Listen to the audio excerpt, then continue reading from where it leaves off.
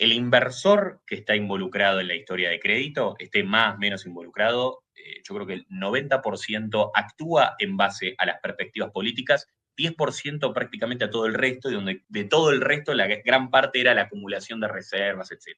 Yo creo que la probabilidad de default de la Argentina, y eso no lo digo yo, lo dicen los precios, cuando uno mira los credit default swaps, que lo hemos mostrado alguna vez, hemos charlado más de una vez sobre este tema, la probabilidad de default de la Argentina respecto a lo que era hace 2 años atrás, antes del balotaje del 2023, es dramáticamente diferente. Seguro que venías escuchando y justo nos venís como anillo al dedo para preguntarte estas cosas que estamos hablando, que venimos viendo, que hay distintos frentes abiertos en todavía no un sprint final, pero la última recta para las elecciones, especie de paso regionales extrañas de septiembre, que encuentra el mercado con cierto deterioro en los últimos meses en todos los frentes. Un riesgo país que había estado en 550 puntos en enero, ahora lo tenemos en 750. Un Merval que viene 30% abajo en dólares en el año. Una tasa de interés que en el tramo corto está como el doble de la inflación esperada. Una tasa real muy alta, que tras un desarme del EFI que todavía parece que no se logró estabilizar.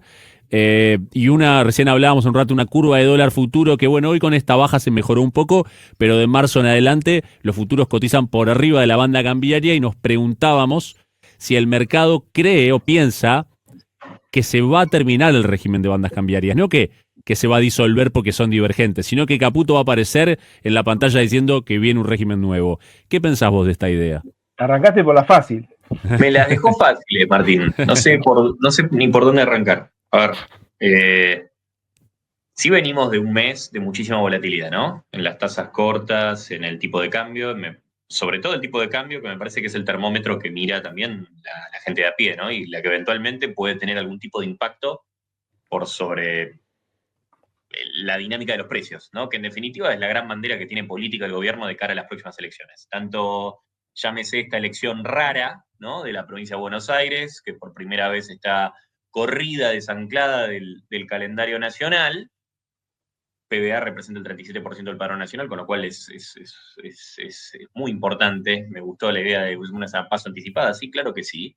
Y la realidad es que hay bastante tiempo entre ellas, con lo cual hay que tener mucho cuidado porque un mal resultado en PBA puede tener implicancias positivas o negativas de cara a las elecciones de medio término. Y hay que transitar ese mes y medio, especialmente el problema es si no llega a ser tan bueno el resultado.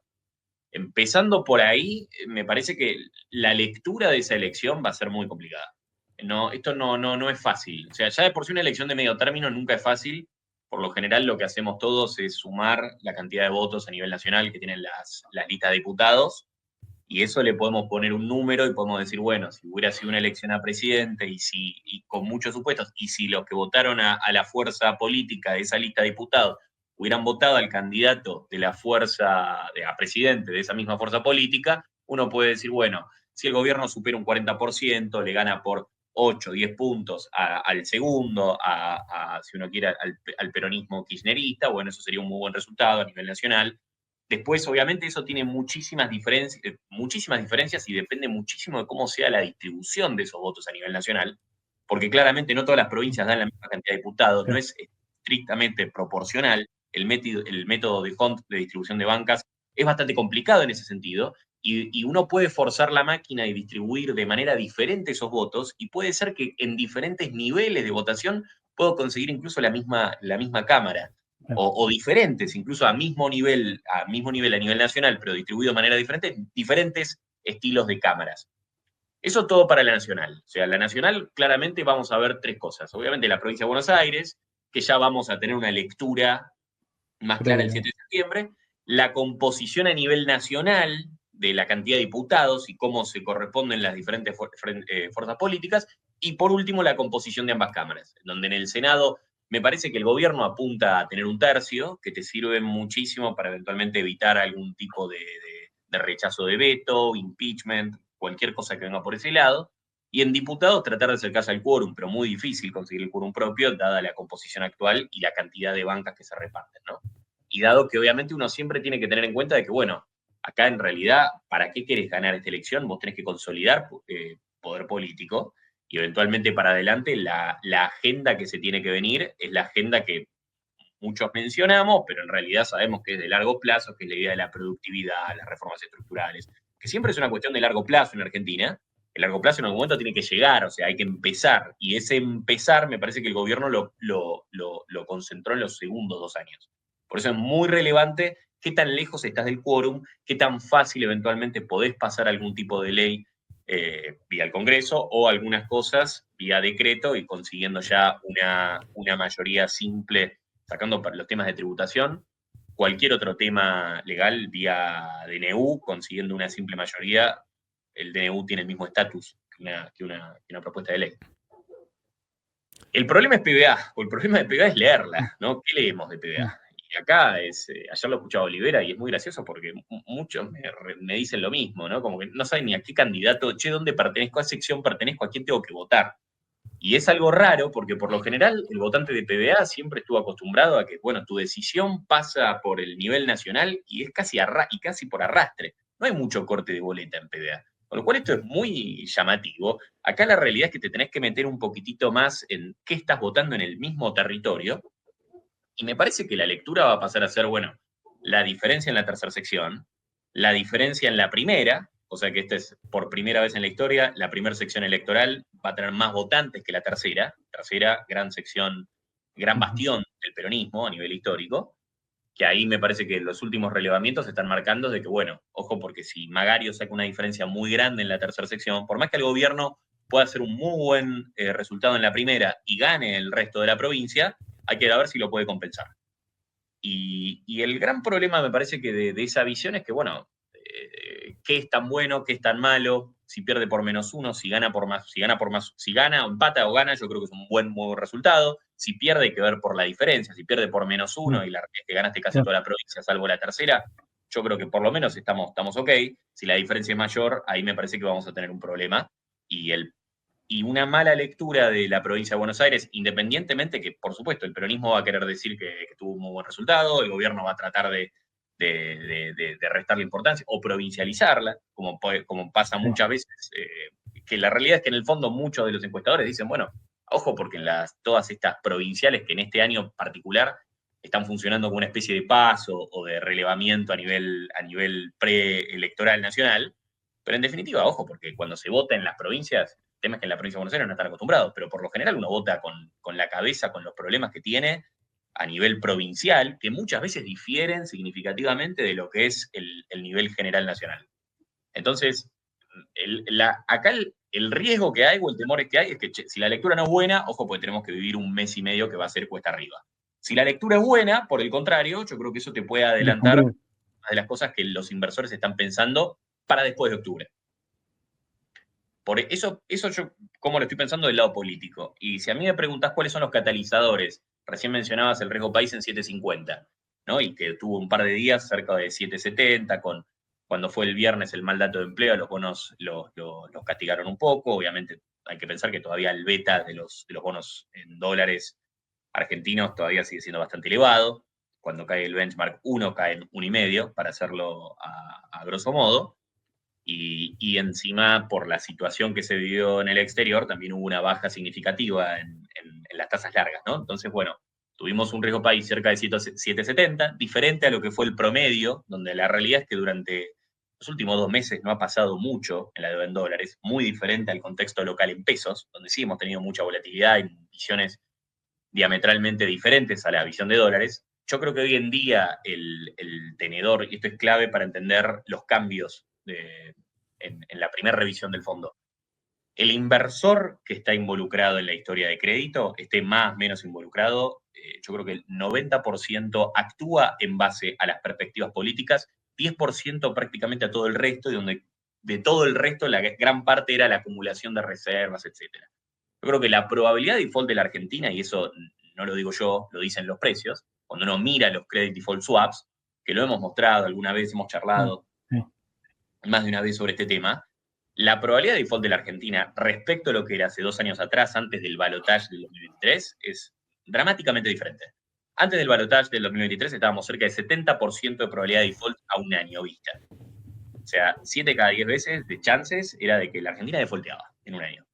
hoy está cerca del 12%. Incluso con toda la volatilidad, subas de precios, cuando nos enteramos que habíamos tenido realmente el déficit de cuenta corriente devengado, no estaban comprando reservas al principio, antes de las compras estas del 26 de junio en adelante, y de golpe sí, caían un poco los bonos, las probabilidades de default más largas subían marginalmente, la de un año ni inmutada, ni se inmutó. O sea, acá claramente todo lo que es el ancla fiscal, el cambio de historia y perspectiva, por supuesto funciona en el corto plazo.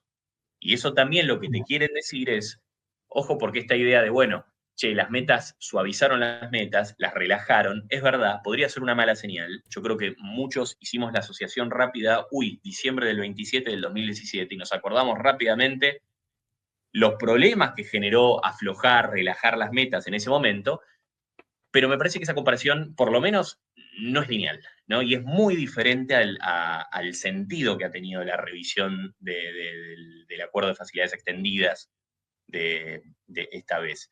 Y yo creo que gran parte del mercado, y por eso digo el 90-10 a modo para ponerle un número, nadie lo conoce, está muy focalizado en la política. Y la realidad es que si ya estábamos pensando de antes, incluso, y esto es en los precios, desde el 26 de junio, según Caputo, habían comprado casi 1.500 millones de dólares. Los depósitos de dólares, vemos un neto, no vemos el grueso, realmente nos daba casi 1.000, ponle que es 1.000, 1.500, no importa. Pero bueno, la realidad es que se habían movido bastante poco. Y uno hubiera dicho, che, pero empezaron a acumular, es una buena señal para el fondo, ¿por qué no empieza a traccionar esto? Y la realidad es que venían lagueando los créditos emergentes y sus peers. Yo creo que justamente, dado que no le estábamos dando tanta relevancia en el corto plazo a la acumulación de reservas, muy diferente de tipo, che, que esto nunca más se compra en reservas, eso es una película diferente. Claro. Yo estoy hablando en el corto plazo. Si en el corto plazo no se estaban comprando reservas, no le estábamos dando tanta importancia en los precios, claramente entonces que se modifiquen y que se muestre cierto arreglo y que el fondo pueda decir, bueno, esto es correcto, de corto plazo, y me encantó lo que vos dijiste antes, Martín, es como que el fondo hizo la misma que se hizo desde el mercado. Fue, che, bueno, es verdad. Y no solamente desde el mercado financiero, sino también desde la inversión extranjera directa, de gran parte de lo que son las decisiones de inversión. Como que estamos todos frisados diciendo, bueno, muchas cosas se hicieron muy bien, hay varios pendientes, hay que ver qué pasa con las elecciones. Y hay muchísimas decisiones que se postergan hasta después de las elecciones. Después veremos a ver si salen bien, salen mal, lo que sea, pero muchos están decididos por lo menos a esperar y ver, que ha sido un común denominador de prácticamente todos estos 2 años, ¿no? Esa idea de, bueno, me vas dando delivery y los precios van convalidando. Ahí te hago una. Paró igual que el mercado, a decir, che, te saco este problema de corto plazo de encima, que hacemos el cambio de reviews, ahora en vez de trimestral pasamos a semestral, no te molestes con esto, recién vamos a diciembre después de las elecciones, quizás puede haber otro esquema, quizás las bandas pueden moverse de manera diferente, no lo sabemos, que es un poco lo que mencionaba Sandra al final. Por eso me parece que el FMI se paró en la misma posición del mercado, decir, bueno, paremos un poco la pelota hasta después de las elecciones y después vemos. No, lo que te iba a decir, con esa meta un poco más laxa y correr el vencimiento, igualmente estás en diciembre, en enero va a ser un pago, por ejemplo. O sea, después sí vuelve a jugar eso, ¿no? O sea que va a ser importante el tema de la acumulación de reservas. Fundamental. Y está claro que el fin de esto es que vos vuelvas a renovar la deuda, o sea, a rolear la deuda, accediendo al mercado. ¿Vos cómo lo ves? En el cortísimo plazo va a ser muy exigente el mercado después de la elección. Ponele, sale el escenario base, que sí, bueno, le va bien al gobierno. Ya le va a pedir rápido ir al mercado, el gobierno va a tomarse su tiempo. ¿Cómo lo ves? Está dentro del acuerdo salir al mercado en algún momento del año que viene.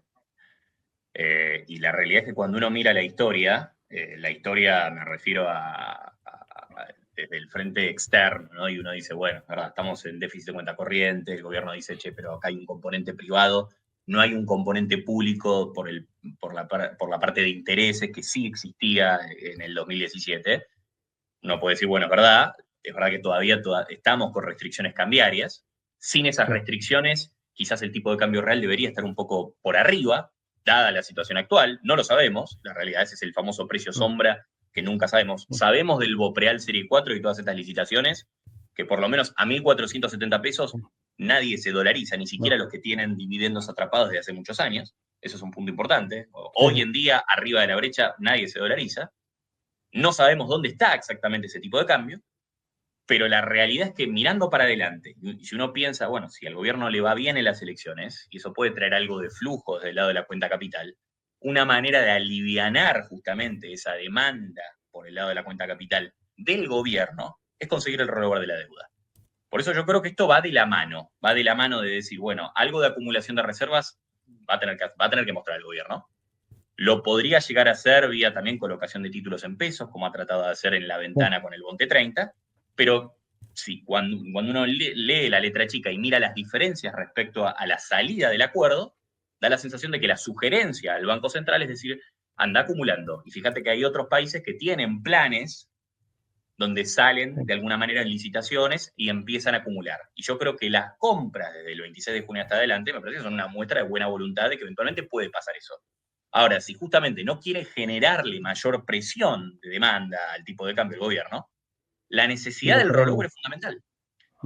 Y no sé si fuiste vos, Martino, o Amílcar, o Claudio, recién los escuchaba. Bueno, son muchos los dólares que van venciendo en el calendario soberano, pero claramente si se consigue la posibilidad de refinanciación, eso es una facilidad. Y hay que miremos las provincias, donde, bueno, los corporativos, la historia de los corporativos ya todos lo conocemos, consiguieron más de 6.000 millones de dólares en términos brutos el año pasado, o sea, prácticamente el rollover fue completo, no necesitaron acceder al MULC en términos agregados, los corporativos el año pasado, obvio, los mejor calidad de crédito fueron los primeros que pudieron salir a hacer el tapping de los mercados internacionales. Las provincias era un signo de interrogación, pero esa fue un poco anticipatorio a lo que podría llegar a pasar con el soberano. No sabíamos quién iba a ser el primero, Cava el año pasado, en diciembre, canceló finalmente el tender offer, fue Córdoba, consiguió un muy buen deal, es verdad, una tasa relativamente alta, pero pudo salir al mercado, despejar vencimientos de corto plazo y hacer una compresión de rendimientos en los títulos de corto plazo de la curva de Córdoba muy significativo. Donde ahora el PDCAR 25, por cuestiones de, obviamente, todavía de restricciones de capitales, etcétera, pero está rindiendo muy similar a lo que rinde un Bopreal, por ejemplo. Cosa que no pasaba antes del tender offer, que tuvo un muy buen resultado. Y logró mejorar el perfil, consiguió cash adicional, que no lo volcó al MULC, se lo quedó en las arcas de la provincia. Y eso eventualmente lo que podemos, si uno piensa, bueno, quizás la próxima es Santa Fe, después puede venir la ciudad de Buenos Aires, eventualmente Neuquén, Mendoza. Se ha hablado también de San Juan, lo he dicho oficiales en la última Expo EFI. Eso obviamente es un alivio por el lado de la demanda de cuenta capital, porque si vos empezás a hacer este tipo de operaciones, canjes, estirar plazos, ni siquiera estoy hablando de nueva deuda, estoy hablando de ir mejorando los perfiles de pago. Eso, por supuesto, va a ser un alivio respecto a la demanda, por lo menos de pagos de principal de las provincias en la cuenta capital. Ahora, por supuesto, cuando uno tiene la deuda provincial respecto a los pagos que tiene que hacer el soberano, ahí es donde está la verdadera película. Y por eso yo creo que es tan relevante eventualmente, si estamos todos pensando de que la acción de precios depende del resultado electoral, claramente hasta el resultado electoral, si no vemos una fuerte compresión de riesgo país, bueno, esas dudas van a seguir estando en la cabeza de todos. Si finalmente sucede, ahí es donde yo creo que cambia un poco el panorama.